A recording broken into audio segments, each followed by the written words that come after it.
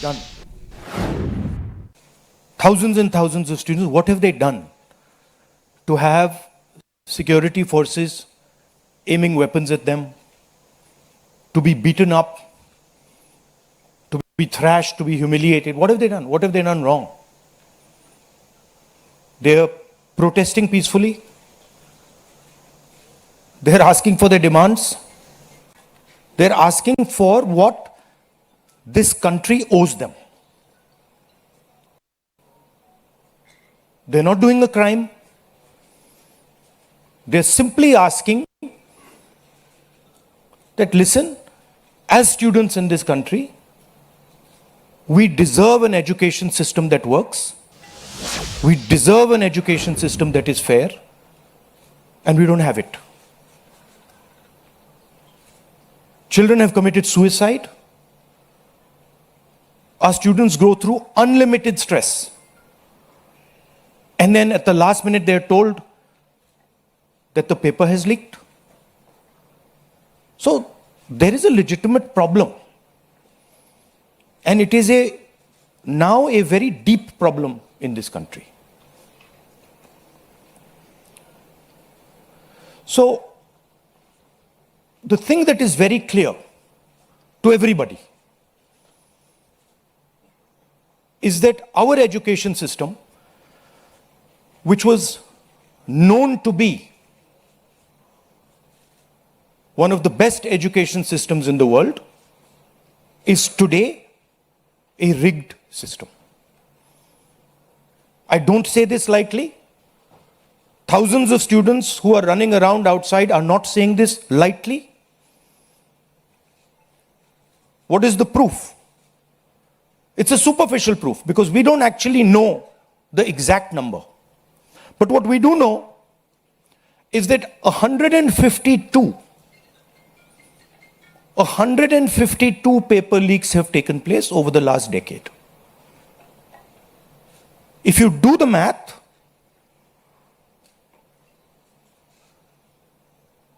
so one a month. One a month, approximately. Every month, lakhs of students are told that all the stress that you went through, you're going to have to go through again. And after that, they're told, we really don't care. We don't care if there's a re-exam. We don't care how much you have to wait. We don't give a damn.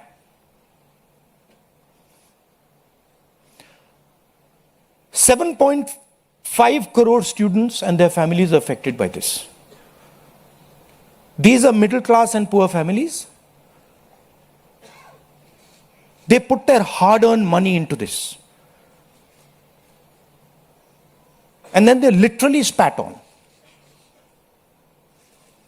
And the best part of this is zero convictions.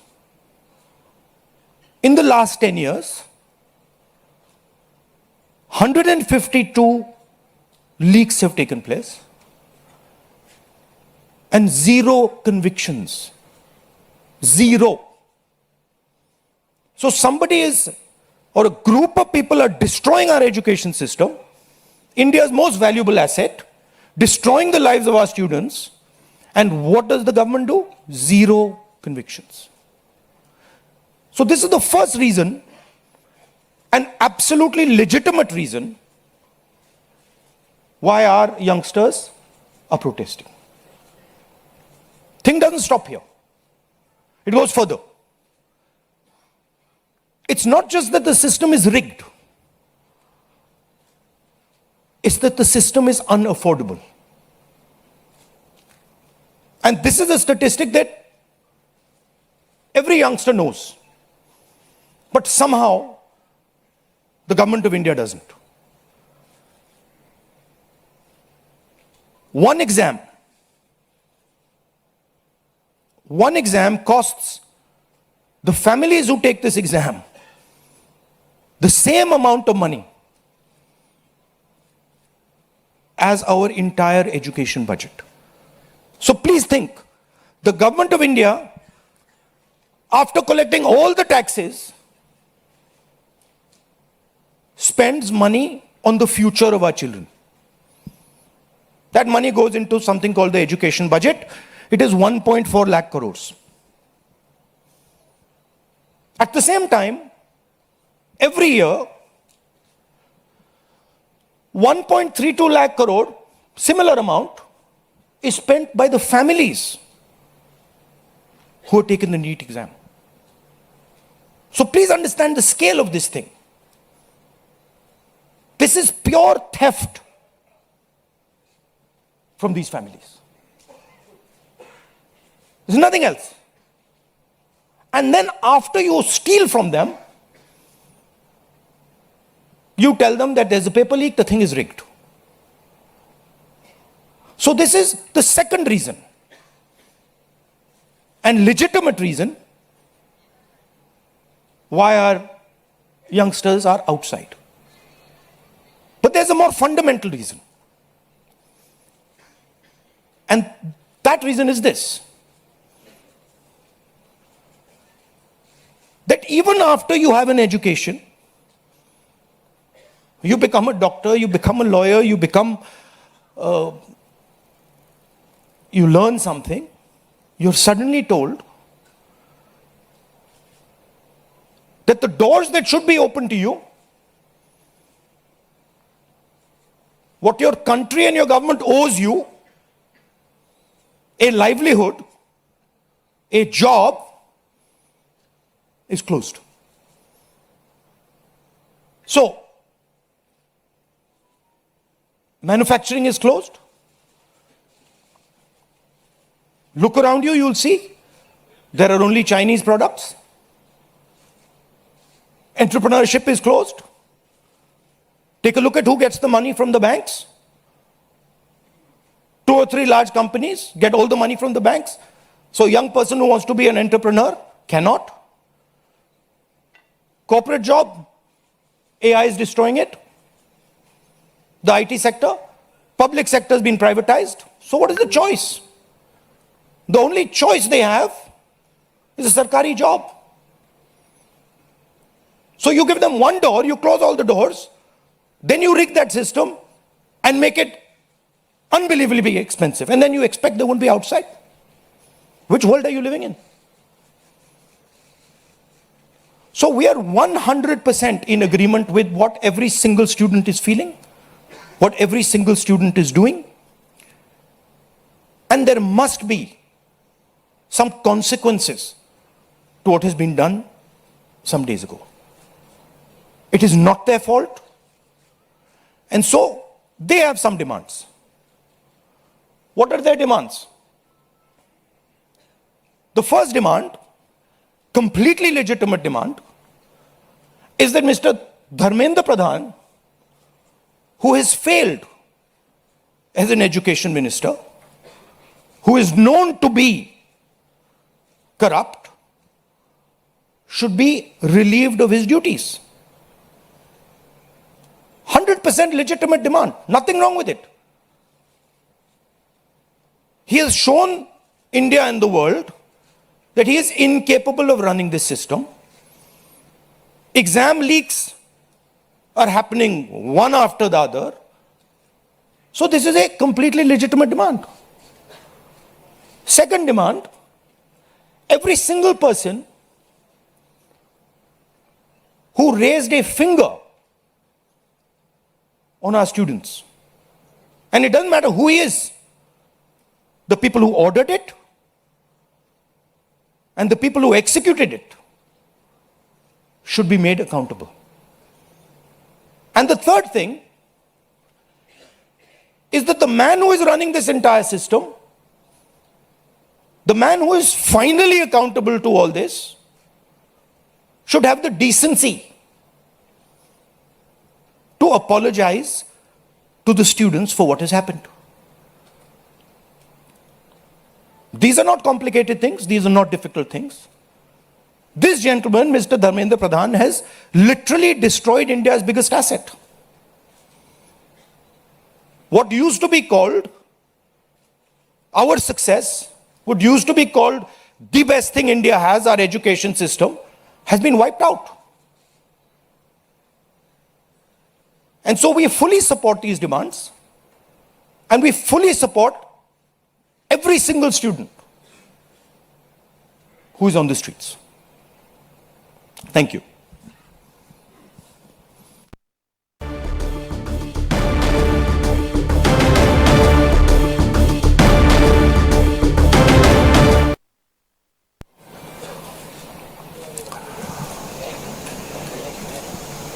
कुछ दिनों से देश के students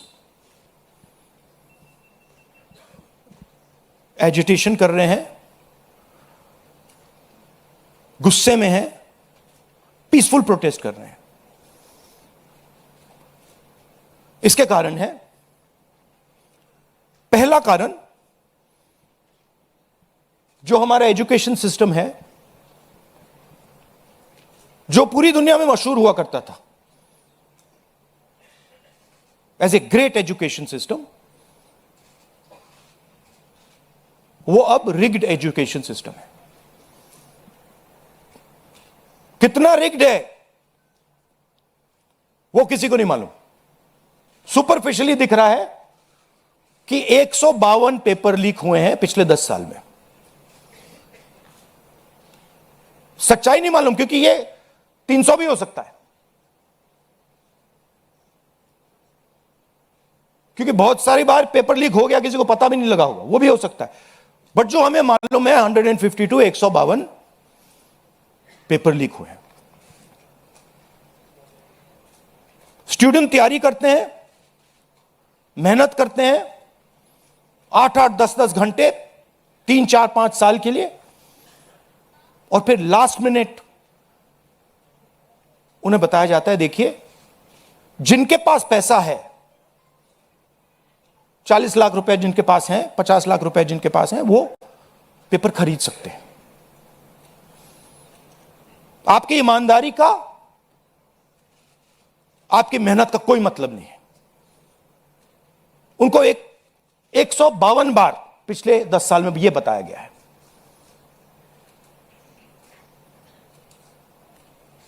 $7.5 crore परिवारों को, students और परिवारों को पेपर लीक ने डैमेज किया है। और स्टूडेंट यह सवाल पूछ रहे हैं, पेपर लीक होता है, 7.5 करोड़ युवाओं का नुकसान होता है, मगर पिछले 10 साल में एक भी कन्विक्शन नहीं हुआ, एक भी व्यक्ति का कन्विक्शन नहीं हुआ, 0। तो यह पहला कारण है। दूसरा कारण कि जो हमारा एजुकेशन सिस्टम है यह अनअफोर्डेबल है। मिडिल क्लास के लिए, गरीबों के लिए यह सिस्टम अनअफोर्डेबल है। जितना पैसा हिंदुस्तान की सरकार अपने एजुकेशन बजट में डालती है हर साल, उतना पैसा एक नीट एग्जाम के लिए, एक नीट एग्जाम के लिए जो स्टूडेंट्स एग्जाम लेते हैं और उनके परिवार, उतना पैसा देते हैं। आप सोचिए, सरकार पूरे देश से टैक्स लेती है, जीएसटी, इनकम टैक्स सारा लेती है, और फिर कहती है देखिए ये जो पूरा टैक्स हमने लिया है आपसे, इससे हम 1.4 लाख करोड़ रुपए शिक्षा में डालेंगे। और फिर हिंदुस्तान का एजुकेशन सिस्टम कहता है इन परिवारों से कि आपसे हम 1.32 लाख करोड़ रुपए सिर्फ नीट एग्जाम लेने के लिए लेंगे।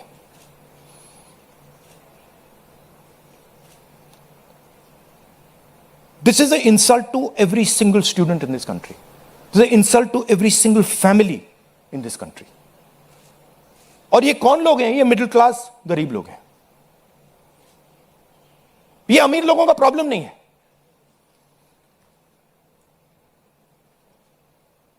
ये कॉर्पोरेट हाउसेस का, अदानी अंबानी का प्रॉब्लम नहीं है, ये मिडिल क्लास और गरीबों का प्रॉब्लम है। तो ये है दूसरा कारण। और तीसरा सबसे बड़ा कारण,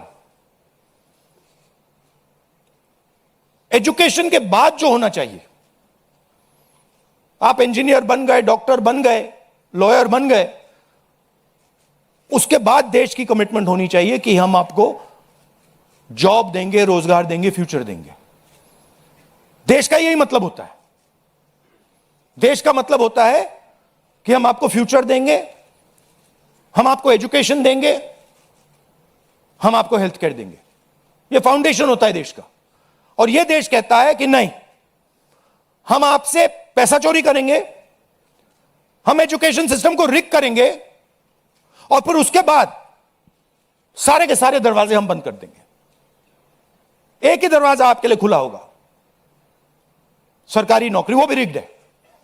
उसमें भी जिसकी जान पहचान है वो घुसेगा, जिसके पास 40 लाख रुपए वो घुसेगा।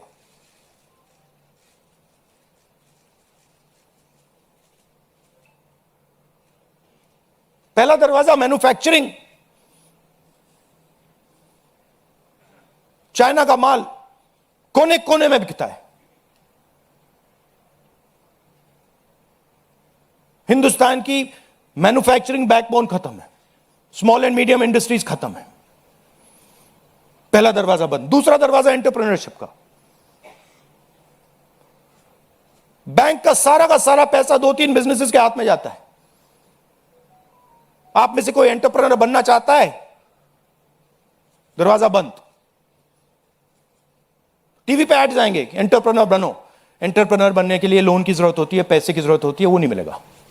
दूसरा दरवाजा बंद। तीसरा दरवाजा कॉर्पोरेट जॉब, आईटी जॉब,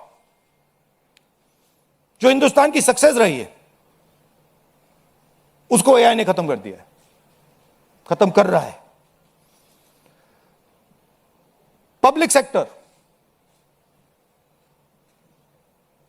बंद, पूरा प्राइवेटाइज कर दो, खत्म कर दो। तो एक ही रास्ता है, वो सरकार वाला, गवर्नमेंट एग्जाम।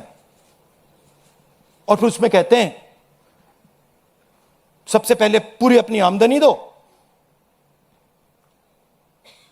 उसके बाद हम सिस्टम को रिग करेंगे। और आप लोग मिडिल क्लास के लोग, गरीब लोग अपना पैसा डालो, और जिसके पास 40-50 लाख रुपए है वो पीछे से बैकडोर से घुस जाएगा। ये 3 कारण हैं कि दिल्ली के स्टूडेंट्स, हिंदुस्तान के स्टूडेंट्स गुस्से में है, बाहर है। इनको क्या कमिटमेंट चाहिए? ये कुछ ज्यादा नहीं मांग रहे। सबसे पहला कमिटमेंट जो सिंबल है इस चीज का, धर्मेंद्र प्रधान मिनिस्टर, सबसे पहले आप सिंबल को हटाइए। बड़ी बात नहीं है। सुसाइड हुए बच्चों के, 152 पेपर लीक्स हुए। स्टूडेंट्स की पहली मांग यह है, इनको हटाइए। दूसरी मांग, जिन्होंने स्टूडेंट्स पर आक्रमण किया है, जो आपने अभी वीडियो देखा, पूरी सोशल मीडिया पे, मतलब हजारों स्टूडेंट्स पे लाठी चल रही है, राइफल्स पॉइंट हो रही हैं, टांगे तोड़ी जा रही हैं, पेलेट गन से मारा जा रहा है। यह आतंकवादी नहीं है, यह हमारा फ्यूचर है, ये हमारे दुश्मन नहीं है, ये हमारे लोग हैं, हमारा फ्यूचर है। तो इन लोगों पर जिन्होंने वायलेंस किया है, हिंसा की है, इन पर एक्शन होना चाहिए। यह स्टूडेंट्स की दूसरी मांग है। और तीसरी मांग, जो इस पूरे सिस्टम को चलाते हैं, उनको स्टूडेंट से अपोलोजाइज करना चाहिए, रिस्पेक्टफुली, कि गलती हो गई, जो हुआ वो नहीं होना चाहिए था, आप लोगों को चोट लगी है, हम अपनी गलती मांगते हैं, कोई बड़ी बात नहीं। तो ये 3 डिमांड्स हैं। We are 100% supporting every single student, and we are fully behind you, and we are going to ensure that you are protected and your future is protected. Thank you. Thank you Rahul ji. First question Sanjeev Chopra, PTI. अच्छा, one second. अब इसमें 2 चीजें हैं। एक तरफ students है, उनका future है, वो क्या चाहते हैं कि बात उनकी इशू पे रहे। उनकी इशू क्या है? एजुकेशन सिस्टम, पेपर लीक, ये जो हुआ, इनको जो मारा गया, ये चाहते हैं कि शिक्षा पर, पेपर लीक पर, वायलेंस पर पूरे देश का फोकस रहे। मैं भी चाहता हूं और पूरा ऑपोजिशन चाहता है कि फोकस यहां रहे और इसके बारे में कुछ किया जाए, एजुकेशन सिस्टम को बदला जाए। और ये जो 3 डिमांड्स है स्टूडेंट्स की, दिल की डिमांड्स हैं, जो उनको चोट लगी हैं, उस आवाज से ये बोल रहे हैं, ये हमारे लिए